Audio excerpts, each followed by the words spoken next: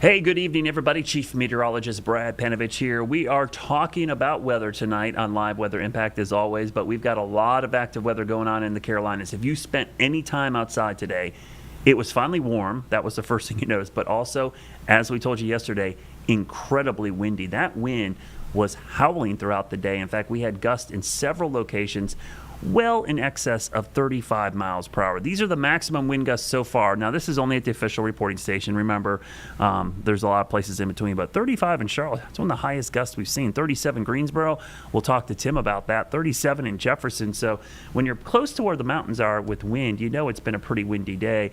How much longer is this wind going to go on? Well, it's going to continue into the evening hours and begin to taper off. You're starting to see it taper off pretty quickly out there right now as we start to see really much better conditions for many areas of the Carolinas. I'm actually going to update this real quickly for you. You see it kind of falling off pretty quickly as we go through the evening hours. So we're almost done with it. So if your inflatable made it through today, you should be good. Now, on the back side of this front, the same front that brought us the wind, we've got some snow. This is the top of Beach Mountain. No, this is actually down the bottom. I was surprised how the camera got really foggy here real quickly, but this is right near the parkway. Looks like we got a little burst of snow coming in because look at the visibility. Whoa, it went down in a hurry. So looks like a burst of snow or fog or something has moved into the mountains. We're expecting temperatures to tumble there and start to see some pretty good snow develop.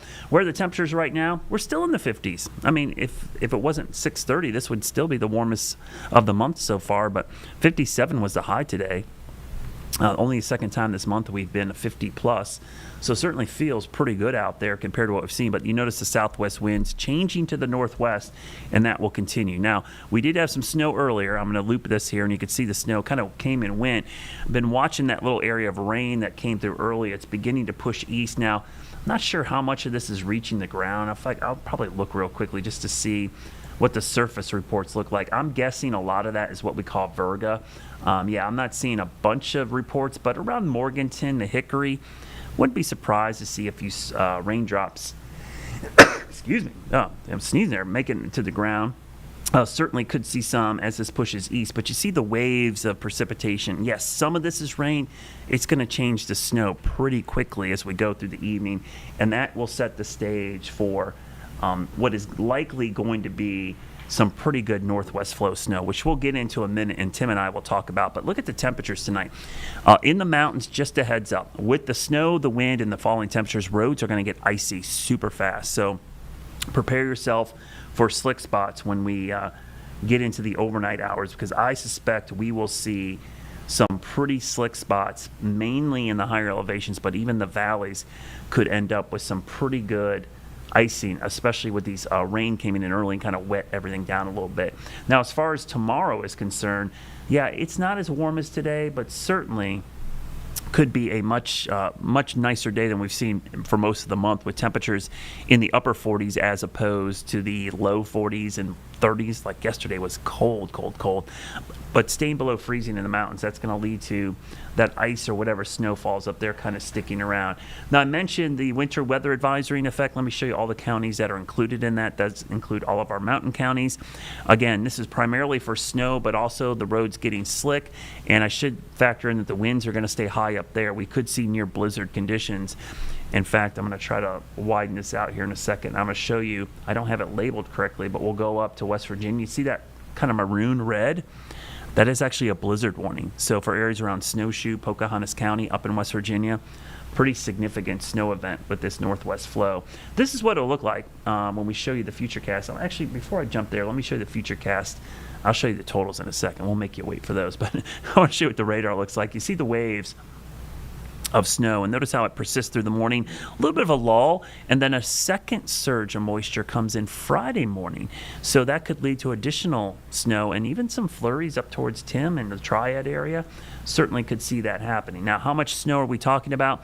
Having forecast a bunch of these events, this has all the ingredients for what we call an overperformer, meaning the orientation of the wind, the connection to the Great Lakes, and the coldness of the air certainly could lead to this producing more snow than you're seeing in the forecast in some local outlets. But if we zoom in carefully, I'll show you Roan Mountain, Beach and Sugar Mountain. There's Banner Elk, so that big bullseye right there between Avery and Watauga counties, that's Beach and Sugar Mountain around Banner Elk, so that's going to produce a ton of snow. And then you see Howard's Knob, which is there east of Boone, and then if you go up into southwest Virginia, that would be Grayson Highlands, Mount Rogers area, and you go up to West Virginia where the blizzard warning is. This is why. Look at all that snow that they're going to see up there. So that's going to be a doozy of a storm.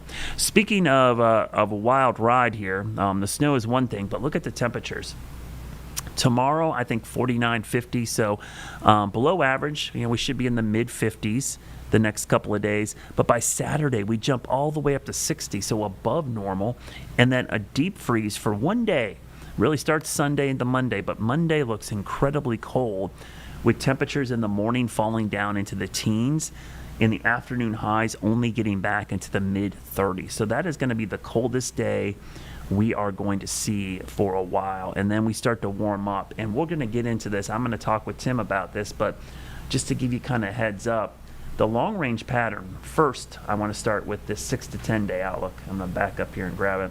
So 6 to 10 day temperature outlook shows a pretty big warm up beginning to take place those days before Christmas. The ridge is centered out west, but even here in the east, we start to see temperatures at least a 40, maybe 30% chance of above average temperatures by this time frame. Remember, the averages are low to mid 50s, so is that super crazy warm? No, but it's likely mid to upper 50s at the minimum. And then let's go 8 to 14 days out, because this gets us to Christmas Eve. So the 18th through the 24th, right? Look at this. The probability of above average temperatures soars between basically 50 to 60, maybe even 70% chance. So with the average high being 53, the average low being 33 by then, that's a pretty warm pattern. Now, everyone wants to know, does that mean a warm Christmas? At the very least, it'll be warm going into Christmas. We'll see if the pattern flips back, but I'm starting to see trends in the long range that it could be pretty warm around here for Christmas. So just a heads up. As cold as it's been recently, we're going to see changes. There's your weekend forecast. 60 Saturday, 47 on Sunday. Here comes the cold air. Your Jerry Hunt Supercenter 7-day forecast shows the cold moving back after a warm up there on Saturday. We cool down into the 40s for Sunday. And then as we go into Monday, that's the deep freeze. Temperatures falling all the way back down into the teens, 16 degrees. 16. That is a hard freeze. 36 for a high, 22 Tuesday morning. So 2 mornings in a row of really hard freeze weather, Monday and Tuesday. So stay tuned for that. We'll talk more about this. We'll talk about northwest flow snow. We'll talk about the atmospheric river, which is impacting the Pacific Northwest. All of that coming up with Tim Buckley from WFMY, coming up after the break. Stick around. We'll be right back.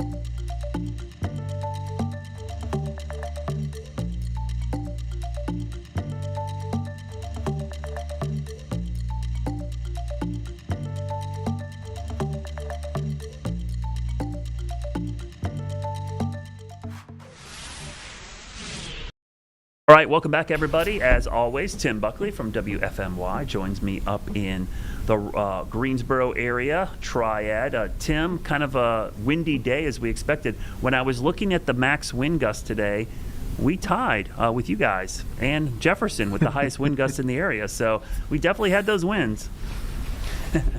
What do we get? Do we get a trophy? A trash can or inflatable that went down the block a little bit? Yeah, tipped over inflatable nice and on top today. of a little trophy would be great. Yeah, 37 up towards you, 37 Jefferson. We had 35. So yeah, it was windy. And actually, Tim, it was funny. I actually got a viewer sent me a picture of their inflatables tipped over, not blown away, but tipped over, saying, "Yep, you were right. It actually ended up blowing over, but they were still there. That was a good sign." Yeah, you don't want to puncture them, but maybe kind of deflate them ahead of time, I guess, is the move. Lexington had a gust of 37 as well, so definitely some impressive wins out there today, and they've settled down now pretty decently. So it's not sustaining itself after sunset all that much, but it was pretty impressive for a little while earlier today.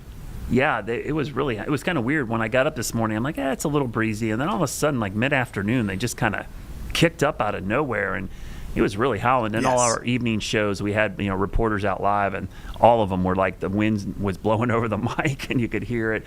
But what's interesting is we've got kind of these double-barreled cold front moving through, and I saw you tracking this locally. This little band of showers. I was looking at some of what we call MPing, some of our crowdsourcing. I'm not seeing a lot of reports of that actually reaching the surface, unless I'm missing some. But and we have some pretty diligent viewers with that app, and I'm not seeing a lot of reports of surface rainfall. I do see one up towards it looks like Davie County maybe, or Davidson County. Yep. But there's not a lot out there, it looks like. This might be a lot of virga. Yeah, so that was my instinct too. I thought that there's not really much of a chance of this reaching the ground, but not too many M pings. I did some Tim pings where I just text viewers that I know live in those areas and say, "Is it raining?" And sure enough, I did get confirmation from Mount Airy and also near Hanging Rock in Stokes County. We had two people, different ones, saying that it is raining. So it appears that at least some of that is reaching the ground, and that's a little bit of a surprise to me. I wasn't really expecting that to be the case, and it'll probably dry up a bit more as it moves off to the east, but at least some of it is coming toward the ground at this time. So a little surprise rainfall heading into this evening. Now that you mentioned that, I just saw a surface report of drizzle coming in from the Rockingham-Shiloh airport up there. So it does look like, and it's drizzle, so it's kind of interesting. Even that doesn't even sound like a lot compared to what the radar looks like, but probably a lot of it is evaporating, but some of it's making it to the surface. It's pretty interesting because there's another wave of moisture back to the northwest, and we talked about this yesterday, this northwest flow event, which was going to be pretty stout for the mountains. We could take a look up at Beech Mountain, and they had some snow earlier, but it looks like they're fogged in right now, and I can't tell if it's snowing or if it's just fog. But it certainly looks like, as the camera moves, maybe we'll get a picture in the light here, but I would certainly say they're going to get snow at the summit. This will be the first place. There was some at the base up there, and certainly with the rain and the wetness they had earlier, I think a couple of concerns for the mountain counties would be, one, we're going to get snow, but anything wet's going to freeze tonight because there's some really cold air coming in, and a little bit of wind up there. And while there may not be blizzard warnings in our area, we could see blizzard-like conditions briefly. And up in West Virginia, Tim, there's a whole bunch of blizzard warnings up there for this same northwest flow event. So this is a pretty potent system that's swinging through tonight.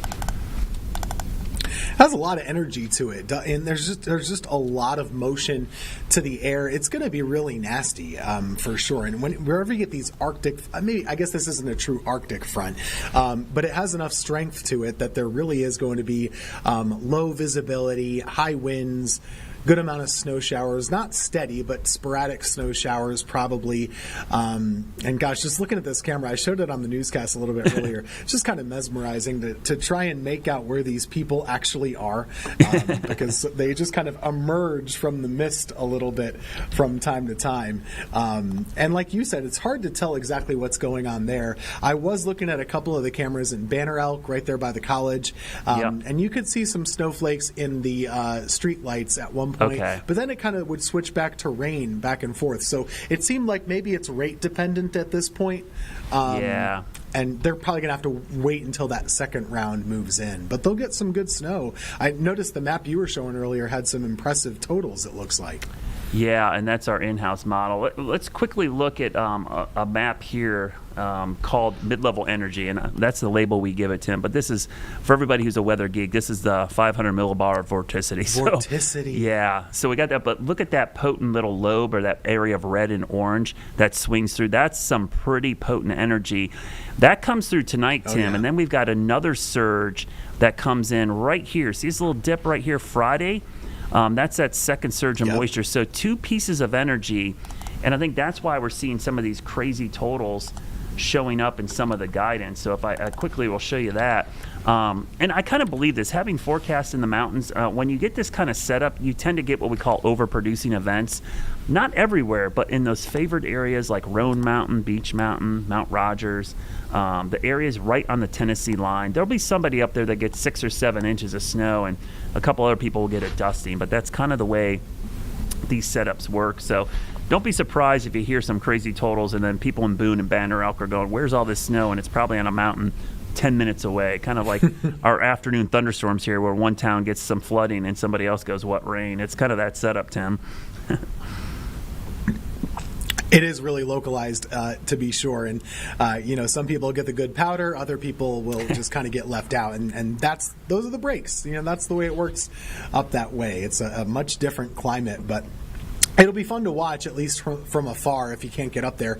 I always just enjoy watching the cameras, and as a weather geek, it's kind of cool to see all the little microclimates that set up. But this is a weather pattern that kind of sticks around, so you get that first round, and then on Friday, there's another little system that's kind of screaming through the Midwest and pivots into Virginia, and maybe even skirts my area with a couple flurries on Friday morning.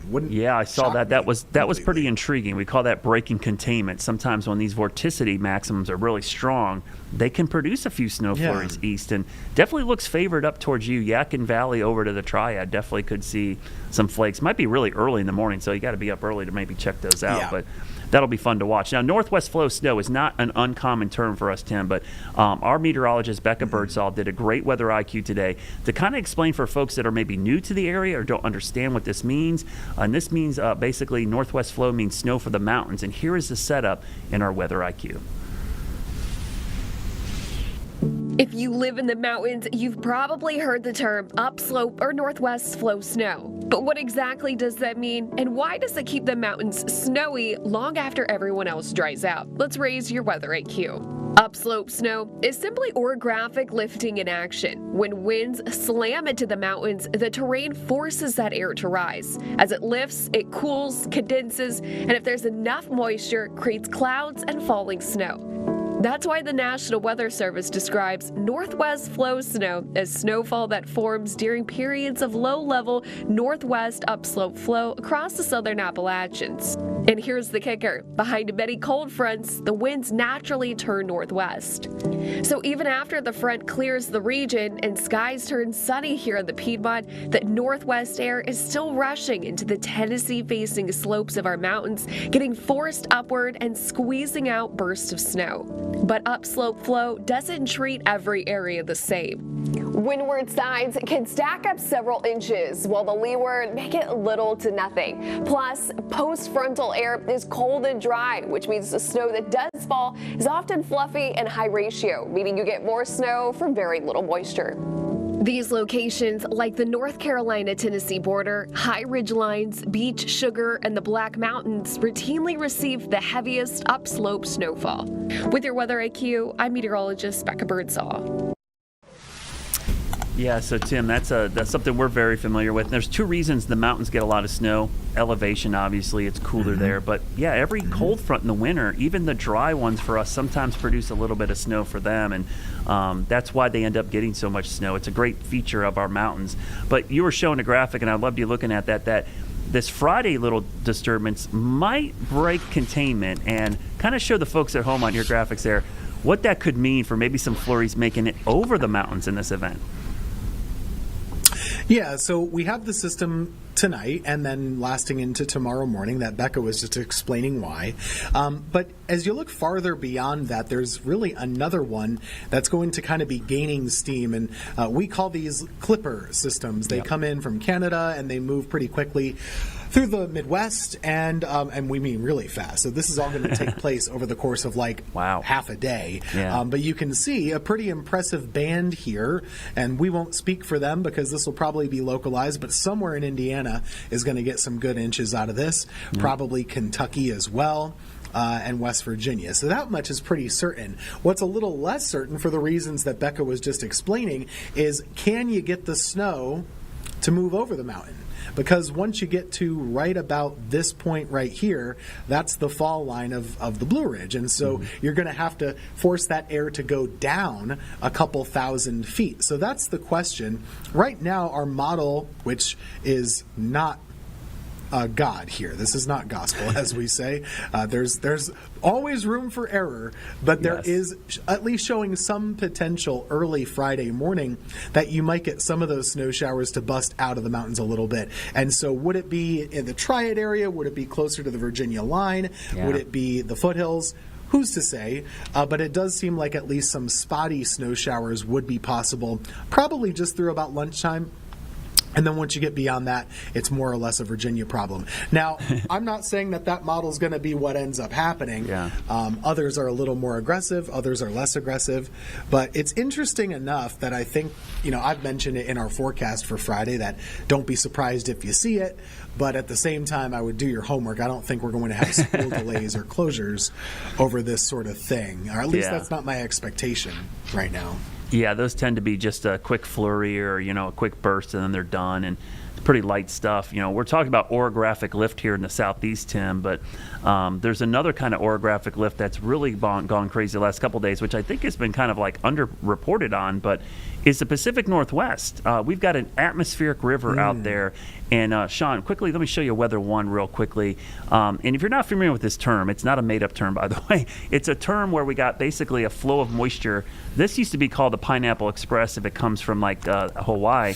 But you could see that kind of aimed right at the Pacific Northwest, Portland, Oregon, up to Vancouver, Washington, and the Seattle area. And what's really interesting, Tim, and I was just talking with James here, the hurricane hunters have been flying some research missions out in this atmospheric river, taking some measurements to help forecast it better. And our sister station out there in Seattle, King, did a report on some of the impacts that this has been having. It's been causing some massive flooding there in the Pacific Northwest. Day 2. In fact, where we're parked right here, you wouldn't have been able to, that was all underwater. So definitely receded, probably a couple of feet. And round 2 of what has been an unforgiving round of heavy rain across the Pacific Northwest. This morning I got up, do my regular routine, made some breakfast, watched the news for a minute, didn't hear anything about it, and stepped outside and noticed my mat was floating and my ice chest was floating. The Kalama River started spilling its banks on Monday, and by early Tuesday morning, residents of the Kalama RV Park were racing to get their trailers out. Decided I better take a drive through the neighborhood, and I saw it looked like a river running through here, so I hooked everything up, hooked up my trailer to my truck and got it up on the main road out here, and was able to move it to another park. It was just as bad in Castle Rock, where there was even more flooding as the Public Works Department was forced to close roads because of the rising water. First time I've ever seen it like this. I cannot believe the debris in it. In Longview, a lot of rain. As you can see, some isolated flooding, neighborhood flooding. Assistant City Manager Chris Collins was thankful a good part of Tuesday brought drier conditions. We're very fortunate to have this break. One of the things that Longview has to do that may be unique in some ways to Longview is we have to pump everything. All the rain that falls in Longview has to be pumped out. But those drier conditions aren't expected to last. Right here in the Kelso-Longview area, we look to be right on the edge. So basically, if you live north of here, probably wetter than dry, and if you're south of here, drier than wet. NOAA meteorologist Lee Picard knows this could be just the beginning. Even if the water's falling up in, say, Lewis County, that's still a Cowlitz Basin that's going to have to come down through here eventually. So it's going to be mostly a river flooding thing that we watch here over the next few days. Of what's expected to be another round of flooding. We're pretty familiar with the upslope flow in the tropical season here. If you think about events like Helene, which was aided by that Out in the Pacific Northwest, the mountains are bigger, and that moisture can like flow for Yeah. days. So like the Olympias and the Cascades, they can sometimes get a foot and plus of rain, and sometimes feet of snow in the higher elevations. Just a wild setup out there. And it's a definite feeling of unease and almost suffocation when you have a system like this and it's pointing all that moisture towards you, and it's not really shifting all that much. I mean, that's a type of weather feeling that I particularly don't like. If we're tracking a storm for you, we always want to say, when's it over? If you're not really sure when it's going to stop, that's kind of a bad feeling to have. Yeah. You get that with some types of weather. We saw it, with some of the floods that we've had in the Carolinas before. Remember that one in South Carolina about close to 10 years ago, I guess. Yeah, that's an 2015, atmospheric river to an extent, Yep. coming right off and kind of aimed at you, a fire hose, whatever you want to call it. Lake effect can be that way, Yep. and this is one of those too. It's kind of interesting to learn more about these, Brad. It's not something that we talk a lot about in the East Coast. We get Yeah. them as well, but the West Coast meteorology, I mean, they attribute a big chunk of their rainfall, especially in California, over the course of the year. A ton of their seasonal rainfall can come from just these atmospheric river events. Yeah, and they have a category system for them now, kind of like we do for hurricanes. One, or they call them AR1s through 4s, and they rate them based on how much precipitation they're going to dump. And you're exactly right; they're not always a bad thing. They can be, obviously, the big ones. But as you mentioned, a lot of the water supply in the Cascades, the Sierra, are all the snowpack from these. So they serve a vital purpose there. But like you said, when one gets stuck over one area, that's when you get those horrific floods. And I've skied in Tahoe where they'll end up with like 20 feet of snow, and it's like crazy the amount of snow they get. I got the radar pulled up for the Pacific Northwest, and you could just see kind of the flow coming in from the Pacific, and just it's pouring up there. We joke that Seattle's a rainy city. It's not as rainy as some of the Carolinas, but this is a situation where some of those mountains, especially in the Olympia Peninsula there, which is west of Seattle, those are some of the wettest locations in the United States because of that. I was quickly going to look at the rainfall estimates there. I'll see what it looks like right now. I'm trying to plot this, but it might take a second to populate. But some of the totals I've seen have been like up around a foot of rain, and some of the rivers up there have been crazy. They have a lot of radar beam blockage, so it's kind of tough. You think it's tough here with some of our radar holes, but over there it's like, man, you need gauges and like firsthand accounts for some of that. But that's something to keep an eye on, because the systems that come in from that, Tim, while we don't get that kind of rain, the systems that come in over that can eventually end up on the East Coast when they come over the ridge. So it's always a pattern. It's interesting to watch to see if we get a low pressure system out of that at some point. Yeah, we'll see what happens. I think tomorrow we'll probably start to talk quite a bit about the extreme cold headed our way toward Monday. So yes, that is a big talker coming up. So we'll talk about that coming up tomorrow. But stay tuned. We've got more news coming up after the break.